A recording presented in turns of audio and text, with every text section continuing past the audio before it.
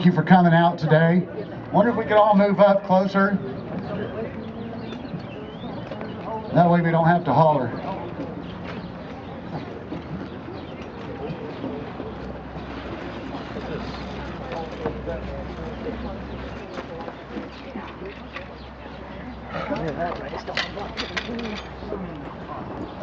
We have a sign-in sheet. Who has the sign-in sheets? If you'll. Information table. Information table right over here. If you haven't signed in, please do before you leave. Okay, my name is David Elston. I started the Facebook page, just trying to get word out to everybody. Thank you. Hey, you're welcome. I don't really have a lot to say. I just the OTA. They need to be gone. Legislatively is the way to get rid of them. We were supposed to have the Turner Turnpike, and that turned into Turner, and then this Turnpike and that Turnpike. And problem with this kind of setup is, if they're not building turnpikes, they're not selling bonds. If they're not selling bonds, you're not building turnpikes. And if they quit building turnpikes, the bonds get paid off, and they're all out of a job and have to go home. Send them home. Yeah. Send them home. Sounds good.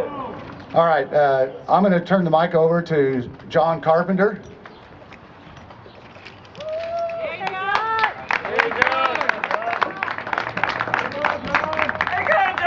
Yeah. Good morning. Appreciate the turnout. Beautiful day. We have to get a permit about 3 or 4 weeks before this event. So mid-March, you're kind of rolling the dice on what kind of weather. So we got a beautiful day, so let's have a really good rally. God's on our side. We've got really good speakers. Reason we want to have this today is because we haven't got any help from these guys over here. We haven't got any help from the governor over here. So maybe they can hear us, they'll see us, get something changed. I'd like to introduce our first speaker.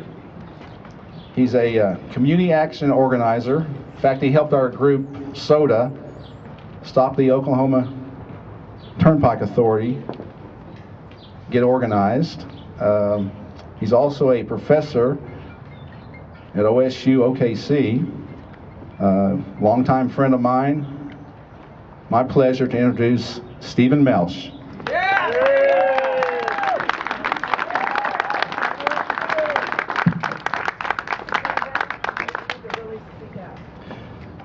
Thank you. The title of my little talk today is The Tyranny of the OTA. And my name, of course, as John just said, is Stephen Melsh, and I'm a volunteer with SOTA. That's spelled SOTA, Stop Oklahoma Turnpike Authority. You may be asking, why would we want to come up against that all-powerful Turnpike Authority? And how come my talk is about tyranny? It's no coincidence that back in the late 1940s, when the original act was created, they named themselves an authority, as they were practically awarded absolute power with little or no oversight. Everything they wanted, they got. Not anymore. What we have now is, in 2016, is an empire, a branch of Big Brother government, without any consideration to the will of the people. That's right. Yes, it isn't 2016, it's 1984, as George Orwell wrote in his famous novel. Yes, we are up against an authoritarian Goliath. But we all know the Bible story of David and Goliath. And SOTA is David, and the Goliath is, of course, Oklahoma Turnpike Authority. And now for some audience participation. Okay, let's shout out 3 times, stop the turnpike, or stop the Eastern Turnpike. Okay, stop the Eastern Turnpike. Stop the Eastern Turnpike. Stop the Eastern Turnpike. Another practice of OTA they employed over the past years is demagoguery. That's a big word. So I needed to look it up. And not at Wikipedia that some of you young folks use, but in my trusted hardbound Webster's dictionary, and I found that demagoguery is the making of false claims and promises in order to gain power. And they certainly have done that. I wouldn't be up here if they had only kept their promises of selling bonds, building needed highways, not the Sulphur Turnpike or the Indian Turnpike, and then turning them back to the citizens of Oklahoma. That's right. And have ODOT, our Department of Transportation, maintain them. Throw them out. Have they ever given back a highway? No, they haven't. So let's do that 3 times. No, they haven't. No, they haven't. And no, they haven't.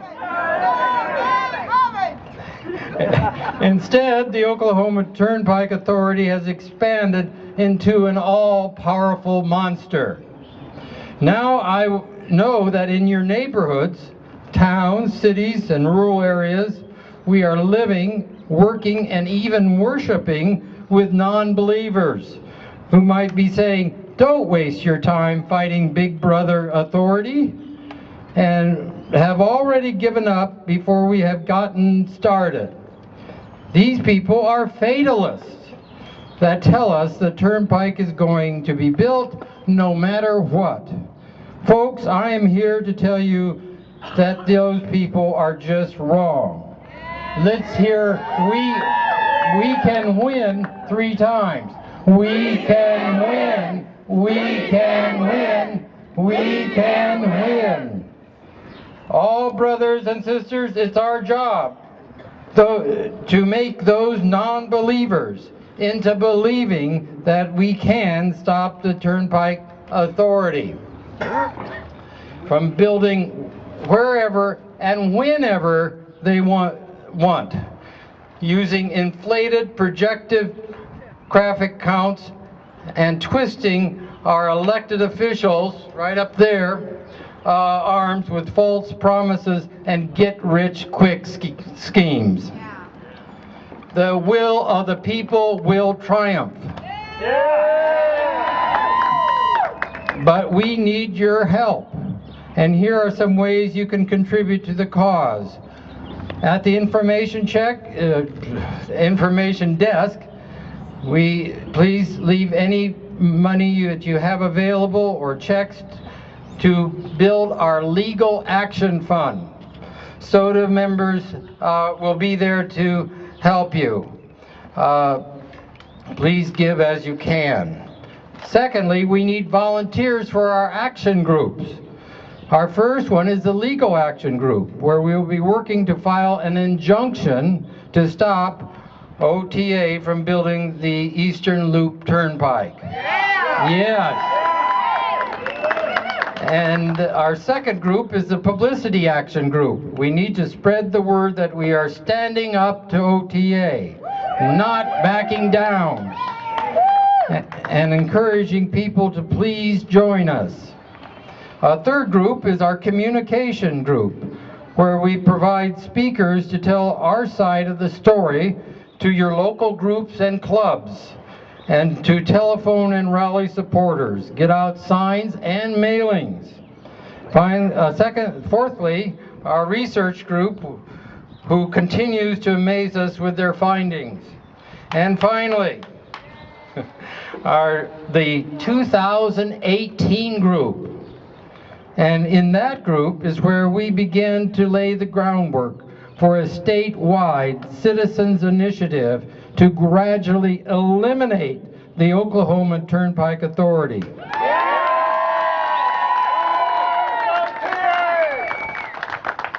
And return those highways back to their rightful owners, the citizens of Oklahoma, in the fall election of 2018. Thank you.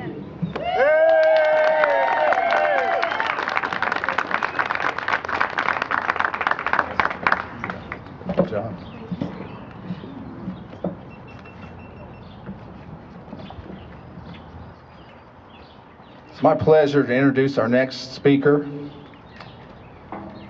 He was a Ranger in Vietnam. He was blinded in action. When he got out of the service, our next speaker, Stephen Macguire, went to work at Walter Reed Medical Center. Worked there many years, distinguished career. And he'll tell more probably about this story, but at some point, he met some people from Oklahoma. He was impressed by how nice they were, how friendly they were, and he told his wife, when we retire, I'd like to move to Oklahoma. Yeah. So he did. Bought a house out by Jones. Guess where the turnpike's going? So it's my pleasure to introduce our next speaker, Stephen Macguire.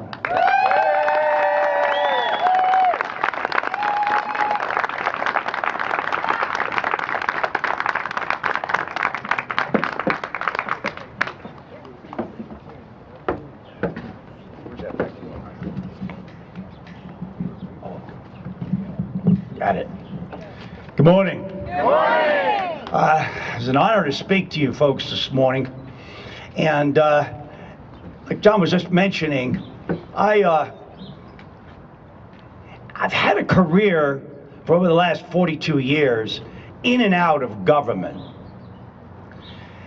I am not a big fan of government.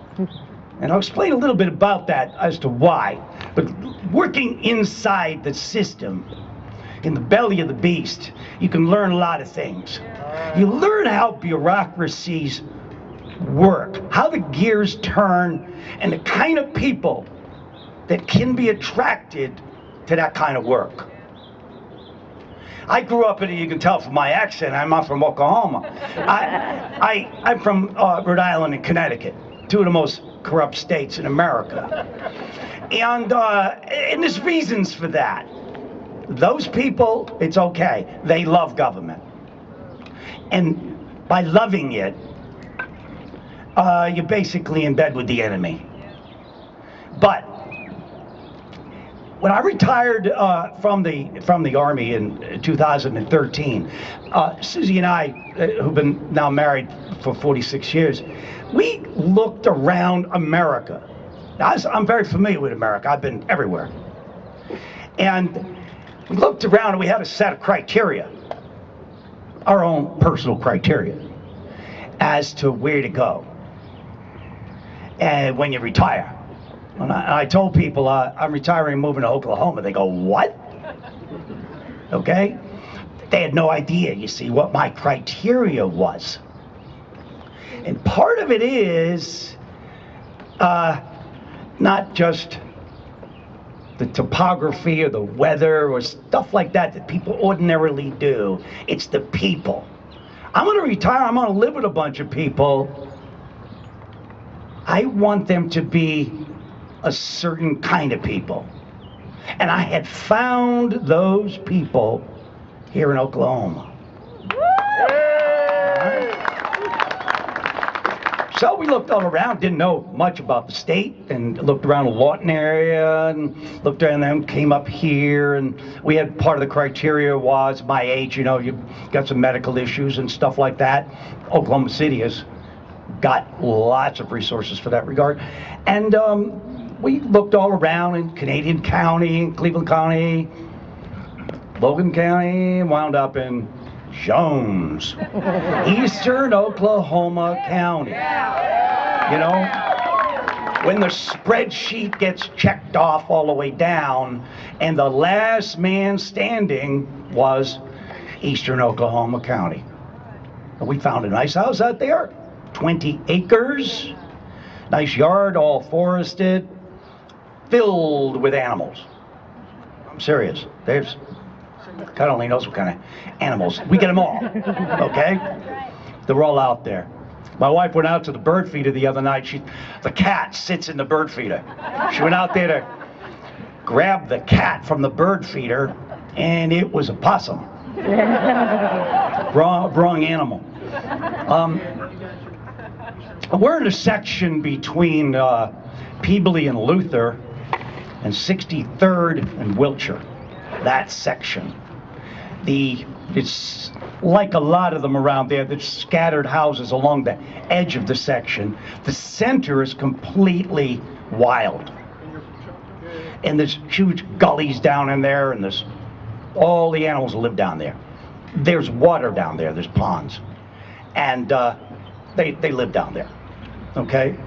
That is where the road's going through now. It's devastation. All right? So what I'm going to go is, we talked about OTA. Needs to be abolished. Okay? It needs to be abolished because it is a governmental agency, just like Steve Melsh mentioned. It is unaccountable. If it is unaccountable, it is anti-democratic. We the people control the government. We should. We don't get controlled by bureaucrats.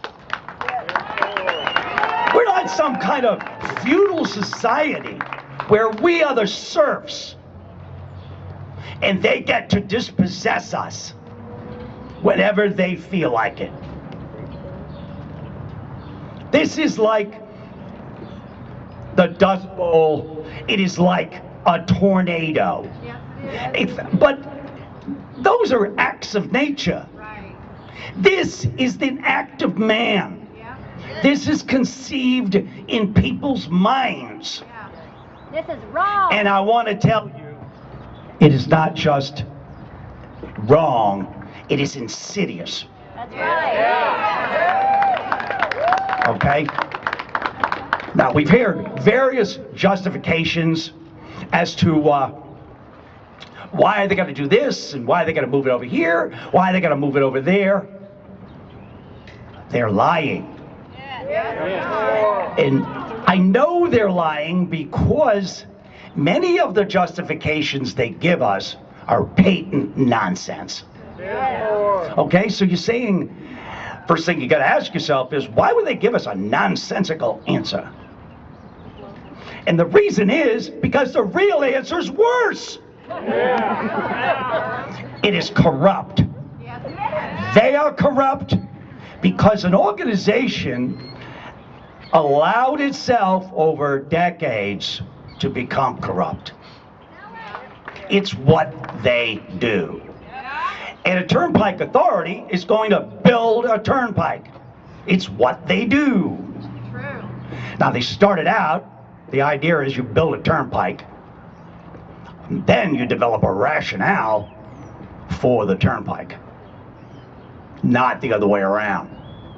So now they're trying to justify the turnpike. The corruption involved has to do with a lot of people who've got an inside track on where they want it to go.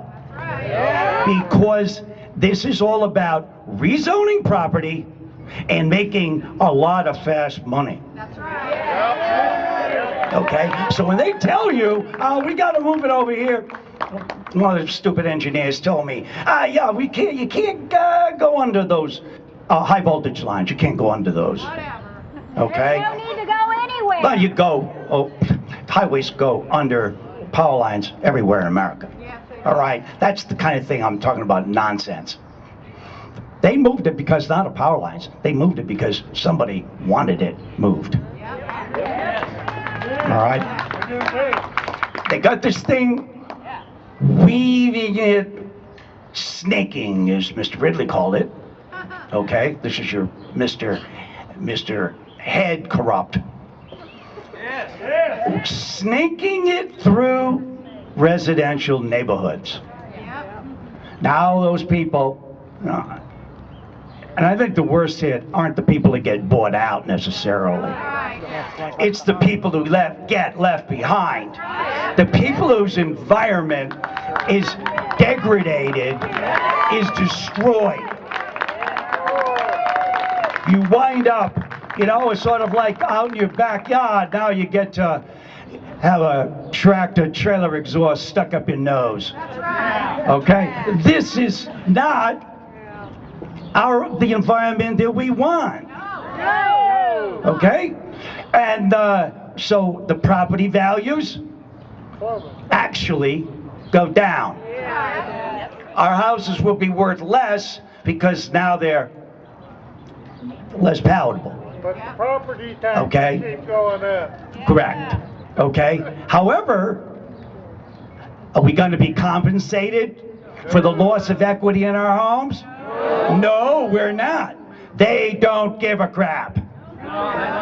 Okay? And that's part of this arrogance. They talk about the benefits, pie in the sky benefits for the most part. The cost to us is simply dismissed. Of no consequence. Now I'm telling you folks, what we've got to do, we're mobilizing, and we have to make this an issue for all the people that count. Okay, so I want to encourage you to do one thing. Every single elected official is with us or they're not. And if they're not with us, they need to be doing some other kind of work. All right? So when this comes up, this is where we're going. Okay? And I talked to my own representative yesterday, and I let him know. They're all going to go. This would be part. Here's the good thing. This is not about Republicans and Democrats and independents, because we're all getting screwed. Every one of us. This cuts across ideological lines. Okay? There's no ideology here.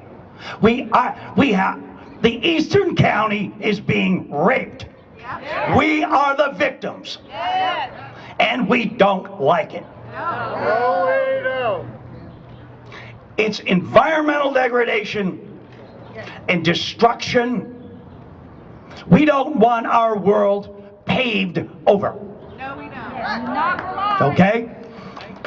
I've lived in parts of in cities most of my career. It's all asphalt and concrete. I moved to Oklahoma because I thought there was some hope that there might be something different. Think again, Macguire. All right? So, folks, this is where we're going. It's got to be political. We have to politicize it. And these politicians can't be left to hide. We got to flush them out, find out, one, are you with us? And what are you doing for us? Okay? And the clock is ticking. All right? Really wants to get this thing going, by the way. They've got bulldozers ready. Okay? To start bulldozing properties and doing all that they're going to do. We need to stop them. Stop this turnpike so that we can have an environment in the Eastern County that we want. Okay? Not an environment that they want for us. All right, you with me on this? All right. All right, thank you very much.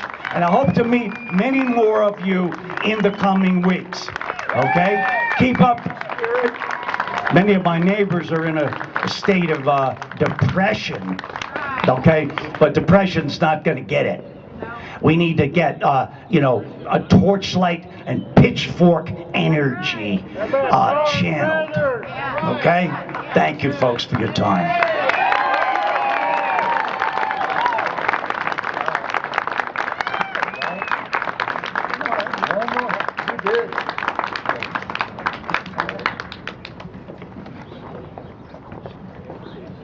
Thank you, Stephen.